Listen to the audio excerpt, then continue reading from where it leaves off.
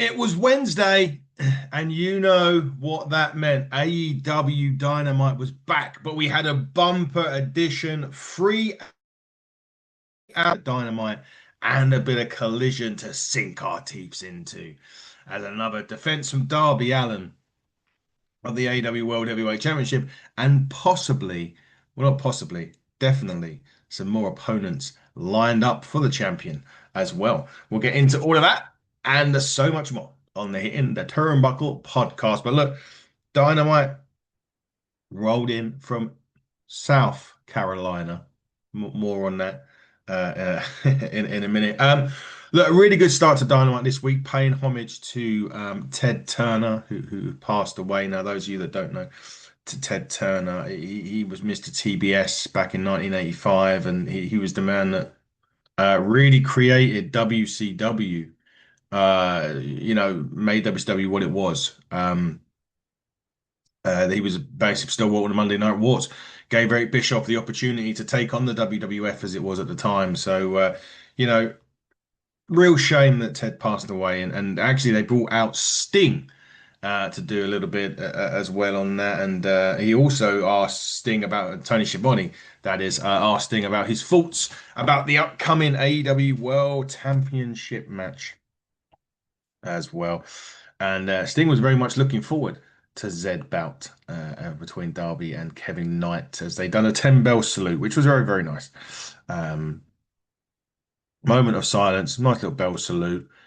And then we got on with the action on Dynamite. And the action started with the Continental title eliminator match between Jon Moxley and Juice Robinson. Oh, it's been so long since we've seen Juice in one-on-one competition, hasn't it? It's great to see as well. I will say that.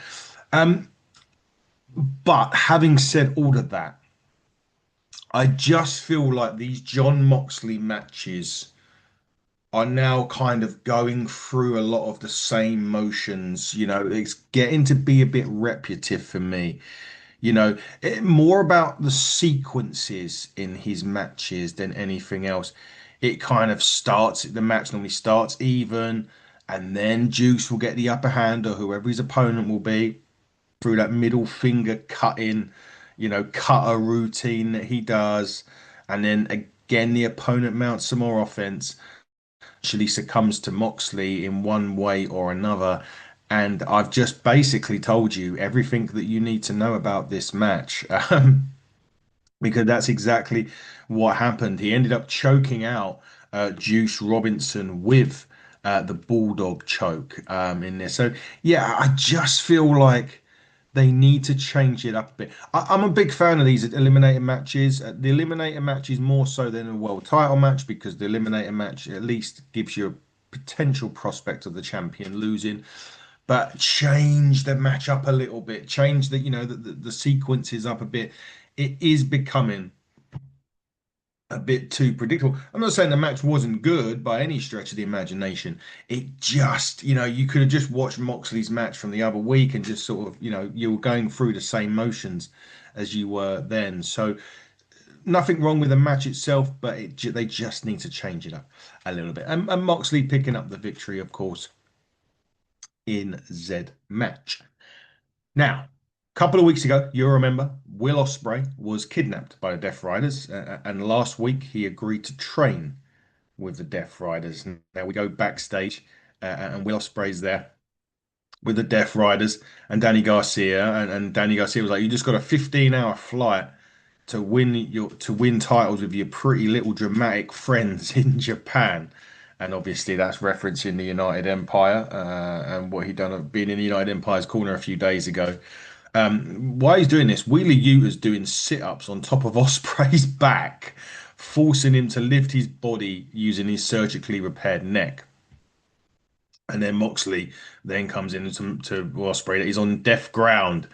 And it's kind of interesting because you could see Will struggling to catch his breath. Now, I'm not sure if this is like a way, because remember the last couple of weeks we've been saying, and even the wrestling junkies that come on this show were saying that it kind of felt like Ospreay was overselling this neck injury and the matches were becoming that same way.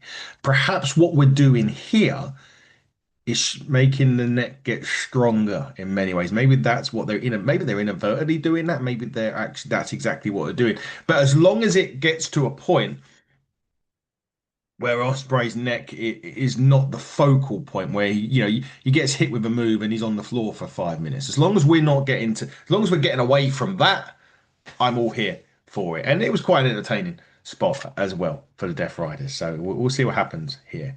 Now, next one, Orange Cassidy versus Dax Harwood double Jeopardy match.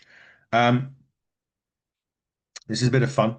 This was a bit of fun. I enjoyed this match more so the end. And we'll talk about the match in a minute. There was a big melee that was breaking out on the outside of the ring. Harwood and Cassidy inside the ring. Um, Rocky Romero and Trent Beretta was trying to talk everyone down. Copeland and Cage were there as well. Kyle O'Reilly and Roderick Strong was there. The Young Bucks were there. They took out Beretta with a super kick, and Cope follows up with a spear. Um, he also, Christian Cage was teasing hitting Rocky Romero with a spear only to take him out with a low blow instead. And now, with this all being said and with everything that was going on, I initially thought we was going to get into a trios match with the Young Bucks and the Bang Bang Gang again, but we didn't on this occasion anyway. What we did get was a fun match between Orange Cassidy and Dax Harwood, and Orange Cassidy picks up the win in this. He caught Dax off guard with a pinfall victory, which means, I believe, that the conglomeration will be getting the championship opportunity in the future. So that'd be interesting to see. Probably won't win it, if I'm honest, but still, that's an. And these are the type of matches sometimes that it's okay with a champion to lose because if you win the eliminator, you get a title shot, right? And I know this was double jeopardy, slightly different, but. And that's where sometimes you can have that match where I know Brody King like destroy MJF once to get a title shot and then he didn't win the title. That works fine. You don't have to do it all the time, but sometimes it's good to do. And especially like a Brody King, for example, get him over. Um, anyway, and excuse me, it's early in the morning. It's a cup of Joe time. Ah, lovely. Right. But Chris Jericho and the demands still at each other's throats now. When I said at the start of this, they were from South Carolina. Well, Chris Jericho called out the demand, this, and Ricochet asked Chris Jericho why he wants to get embarrassed in front of the North Carolina crowd when they're in South Carolina. Once he made that mistake and Chris Jericho corrected him, all hell broke loose in the crowd.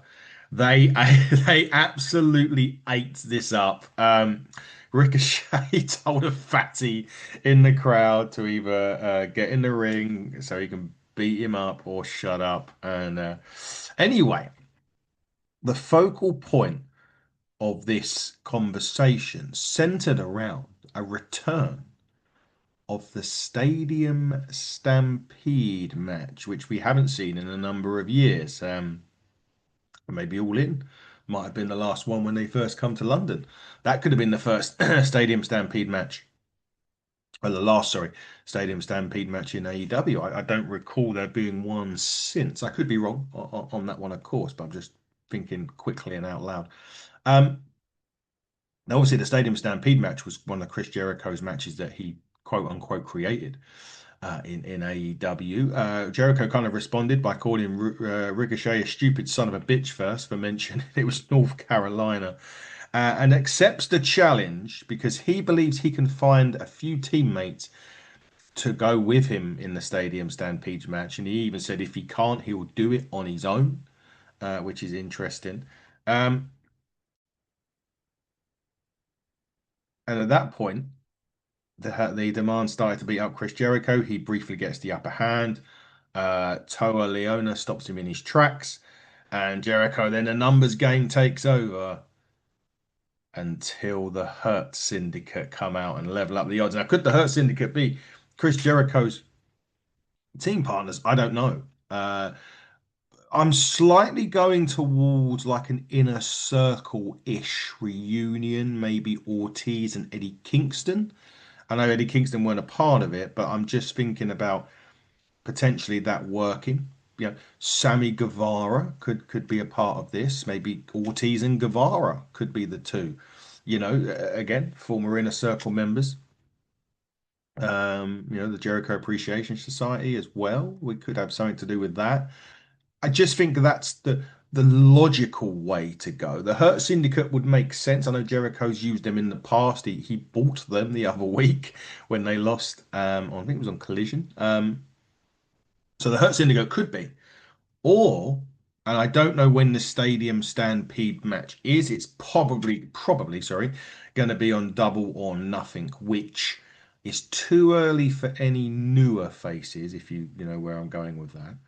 So yeah, we'll see. We'll see. But interesting. Stadium Stampede coming back potentially at Double or Nothing in just a couple of weeks' time. I don't see it lasting to All In. I think I think the feud will have run its course. Jericho will probably get the win at Double or Nothing, and then he can move on to perhaps something else. Or he goes against one-on-one again with Ricochet just to try and get that singles win over him. From that to the the hilariousness of backstage. Nina is backstage with Harley Cameron, and Harley is, she didn't seem to be in the mood for this upcoming tag team match, and Mina decides to fire her up by ripping the shirt, thinking that Harley Cameron will have her wrestling gear on underneath, and no, it just exposes Harley's bra. And then Harley Cameron goes off on one saying the Wrath is back. And yeah, quite Renee Paquette in this. She's like, go and put something more appropriate on, will you? I think that was hilarious. I love that. Really funny backstage. Kind of like the seriousness from Stadium Stampede with a little bit of comedy in there as well. Just to that, it really was a funny couple of segments, shall we say, on AEW here. International Championship match was next. Klitschko Okada against Brian Keith in this. You know what? Solid match. Brian Keith for me. There's so many guys in AEW that you can say we want to see more of, deserves more time in the ring. And, obviously, look, we don't always get it due to the fact that the roster is just so big. Um, Brian Keith is certainly one of those. And this was solid. And, Brian Keith, Klitschko Okada's a hard hitter. Brian Keith was giving it as good as he was getting it. And, I'll be honest, there was moments in this match a little bit where he was derailing Okada's momentum enough where you were thinking to yourself, hang on a minute, this could happen here. And Brian Keith could take that championship. Now, bearing in mind, Klitschko Okada is due to defend this championship against Konosuke Takeshita at Double or Nothing. So you kind of gathered that Okada would win the match, but there was a few moments during this where Brian Keith was getting the momentum enough to get the job done.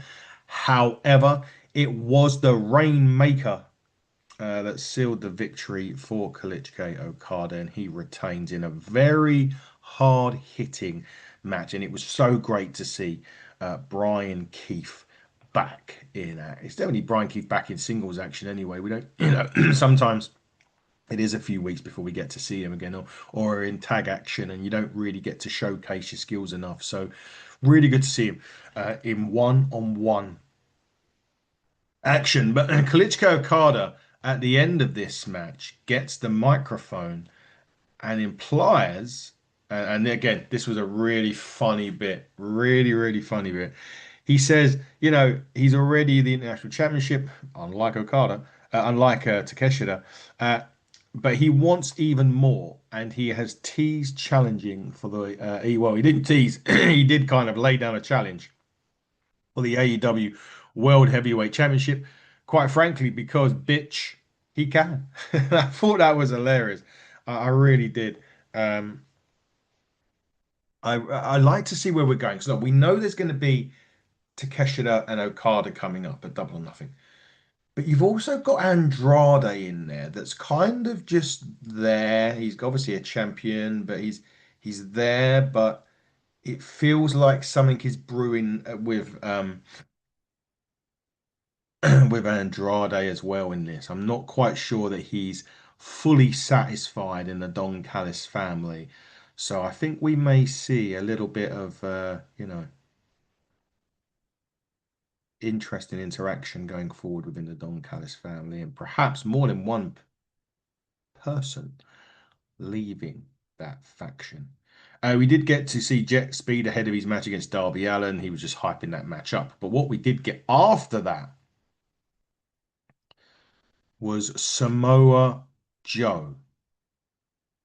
And he had another message for Will Ospreay. And he's kind of referencing the Death Riders training stuff. He put over Anthony Bowens. He did again, but he again puts the out an invitation for Will Ospreay to join the Ops. But he also made it clear this is the last time he does. And if Will Ospreay doesn't answer or doesn't join the Ops, his fists will do the talking. So, bit of a warning shot as well for Will Ospreay here. Will Ospreay, Samoa Joe, though, right? Fuck yeah. Who doesn't want to see Ospreay and Joe lock it up?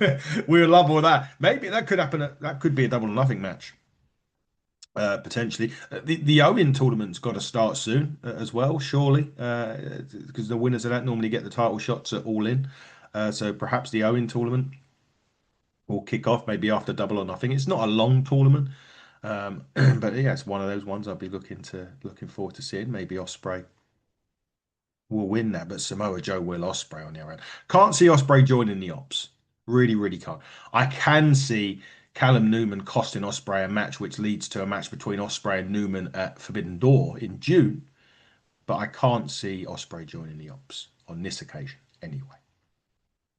Excuse me, I need to have a little sip. Can't beat a morning coffee, guys. Can't beat it. Right. So we had the shirt ripping stuff backstage, but now we actually get to the match. Hardy Cameron and Mina versus Chris Statlander and Hikaru Shida. I don't know if Statlander and Shida are heels yet, or whether this was a face versus face. I'm not quite sure that the full heel turn. We was expecting one from Shida. We weren't quite expecting one from Statlander, and I'm not quite sure yet that we've got the full heel turn, or whether they'll both turn, whether Shida will turn. I'm not sure. Perhaps they'll get a tag team title shot. They'll lose it, and Shida turns on Statlander. Then maybe. I just don't. I just don't think Statlander works as a heel. That's just my opinion. I think she's a much better face. There was a, do you know what, in this this match, it was her delayed vertical suplex on Mina. You need to. That is a thing of absolute beauty. I think the one thing that, slight aside, the one thing that I am confused about is Statlander's gone straight into this tag act with Shida immediately after a solo run, which I don't quite think hit right on AEW. So I suppose if they're doing it, so then Shida turns and then we get a feud between the two, fair. That would be fair enough. But it's just, I just feel Statlander works better as a single, and she does, and she's a tremendous wrestler as well. And the last run was a bit underwhelming. Maybe they're going to rectify it with this, but yeah, I'm just not keen on Statlander being in a tag, and I'm not keen on Statlander's last run. I'm hoping that AEW really give her a bit of elevation on the next one because she's a tremendous, and as is Shida, by the way, as well.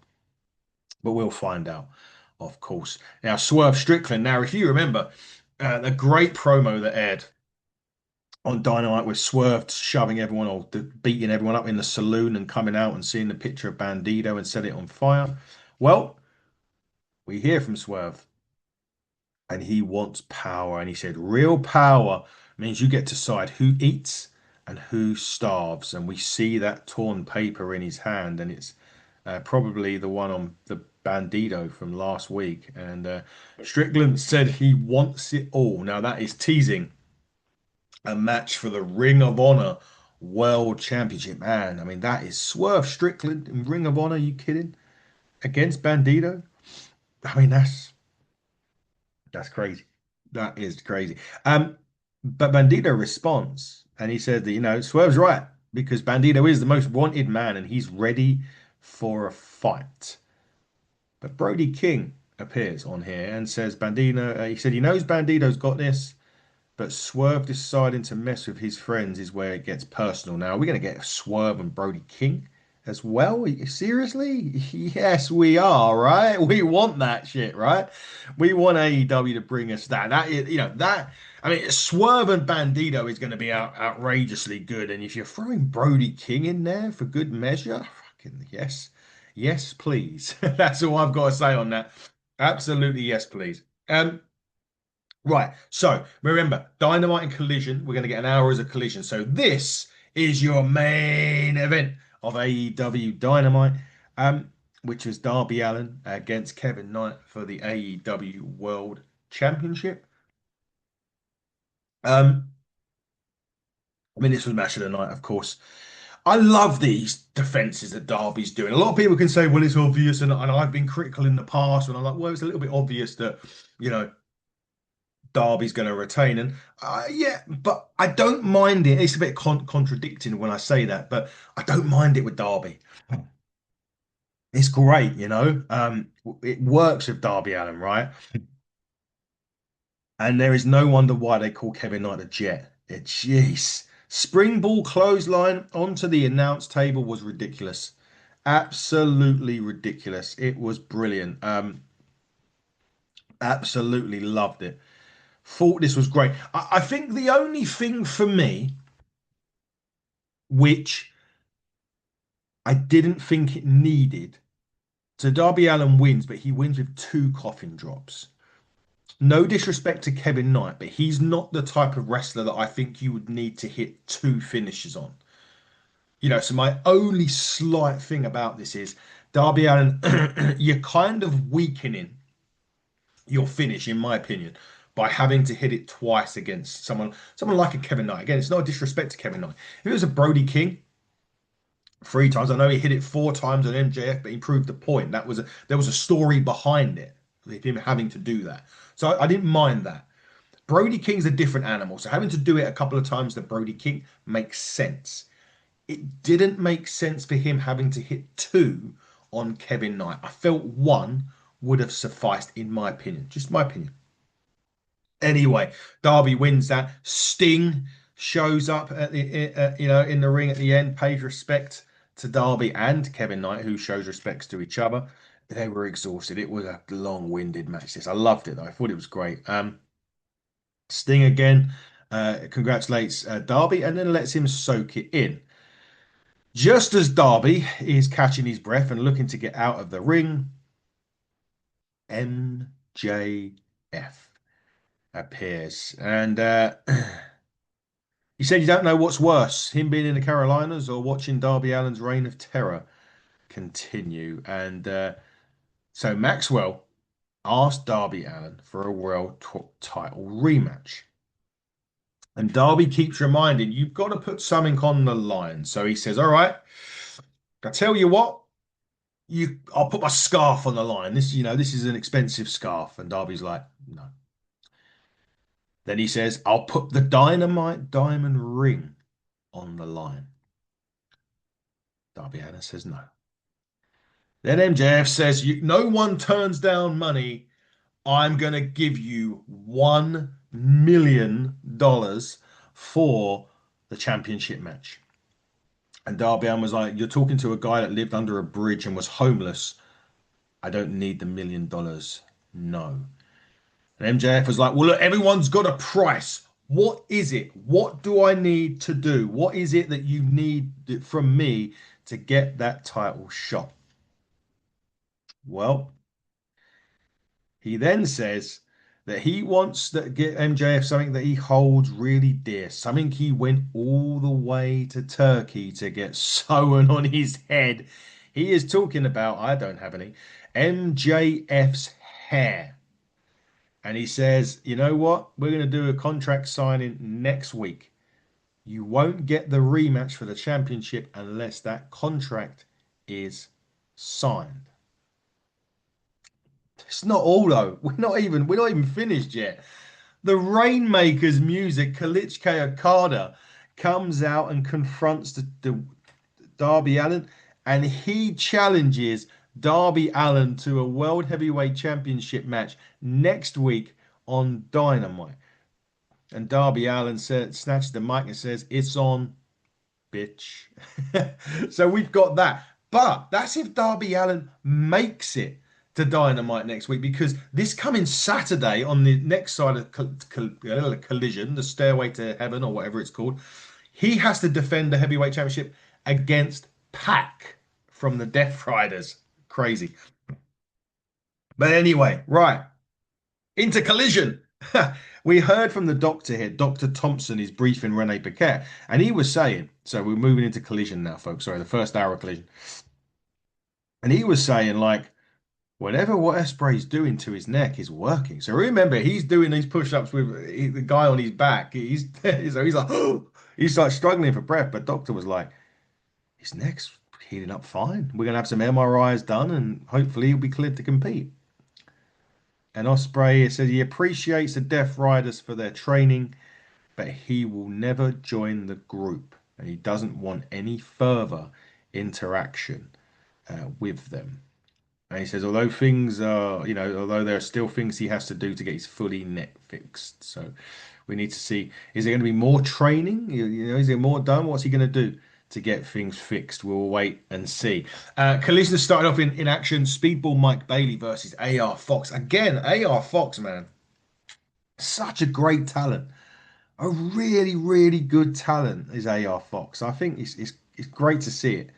Really good to see him in one-on-one action as well. I know he's been on a few matches here and there, but still. But look, to be honest with you, though, this match, AR Fox was never going to be more of an enhancement, but he's so good. What he is good at as well is making others look that good, and he did this with Mike Bailey today. It was a shooting star double knee drop from Mike Bailey that got the job done on AR Fox. But what I think now is that Jet Speed need to enter that tag team picture again, get in there and see what happens. And yeah, it's really good to see Mike Bailey as well. So strong in there. He really, really is. Again, another great talent. Another great talent. And I'm really enjoying seeing it. And I hope, Jet Speed Tag Team Championships, like the idea. Don't think they're going to win it though. Um, But it's just so good to see some of these talents getting some time in there. And AR Fox, great to see AR Fox back as well. Willow Nightingale was out next, and she was like, it's an honor to be the face of TBS. Obviously, she's a TBS champion. She's defeated every challenger that stepped up to her. And basically, she's going to continue to do that. She's issued an open challenge and will keep defending her title, a bit like Darby Allin, every single week. Now, with that, I've already mentioned the Pac situation. He did challenge Darby Allin, the thorn in his side, and that was announced. So this Collision on Saturday, so the next part of Collision, the Fairway to Hell, sorry, it is. And that will be Darby Allin versus Pac. I'm not quite sure if Tony Schiavone gave away the finish or they gave away the result in there. I mean, look, to be honest, with Kalichka Okada going against Darby Allin on Dynamite with the contract signing with MJF, we kind of know that Darby's going to beat Pac on Saturday. It's a little bit obvious, right? But anyway, nevertheless, right, back to women's action on Collision. Jamie Hayter, one-on-one with Sky Blue. Enjoyed this. Loved it. Sky Blue is tremendous. Jamie Hayter is tremendous as well. They put on a really, really great match. The Avalanche Haterade from me at the ending of this match was absolutely I love it. Absolutely loved it from these two as well. But the Avalanche Haterade at the end. And again, is it too much? Could she not just hit a Haterade? You kind of, it's like what I said earlier on about the coffin drop situation. Did she need to really do that to beat Sky Blue? I don't know, right? But I enjoyed the match, so I'm going to give it a pass. Probably contradicting myself, right? But I'm going to give it a pass. And after the match, though, Jamie Hayter did taunt Thekla and Julie Hart because she took out Sky Blue again. at the end. So we're building towards maybe a Fekler Hater rematch.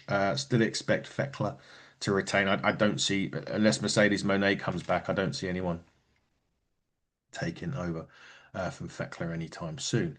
Um, Now, Don Callis and the Don Callis family are at the back.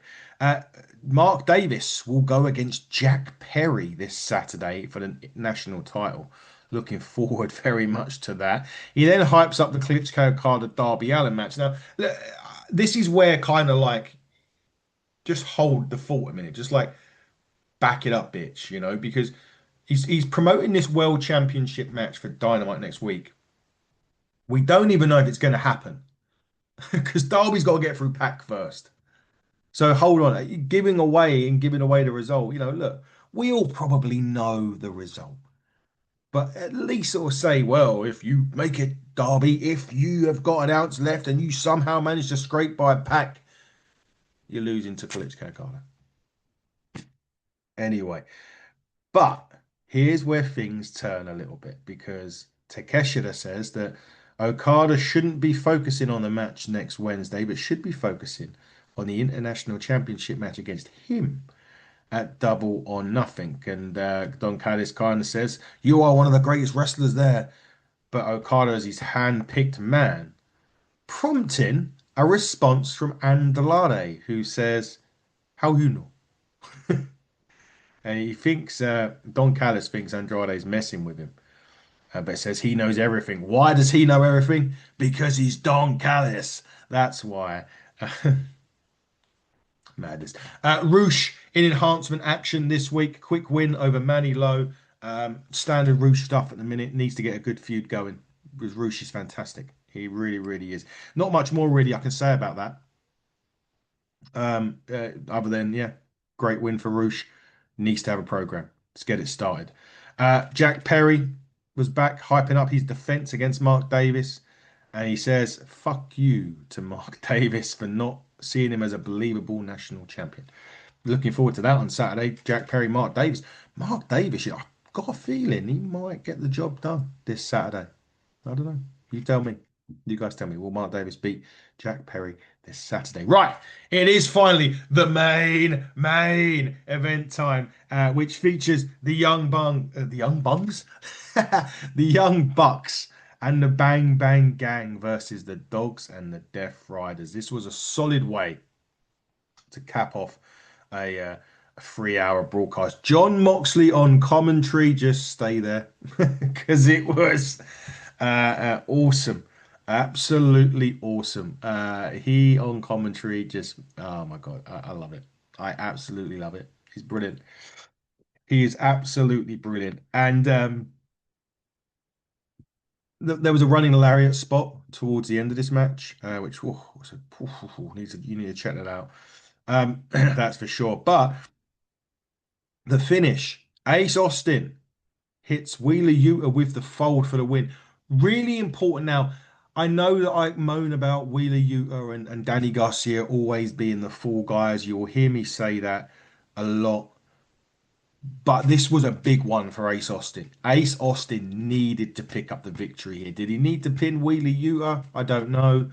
But he needed that because, every time I see Ace Austin, he loses in AEW. So this was a big one from Ace Austin. And he is so, so talented as well. So I'm really happy that Ace Austin picked up the victory for his team here this week on the start of Collision. Obviously, Collision continues this coming Saturday with Fairway to Hell.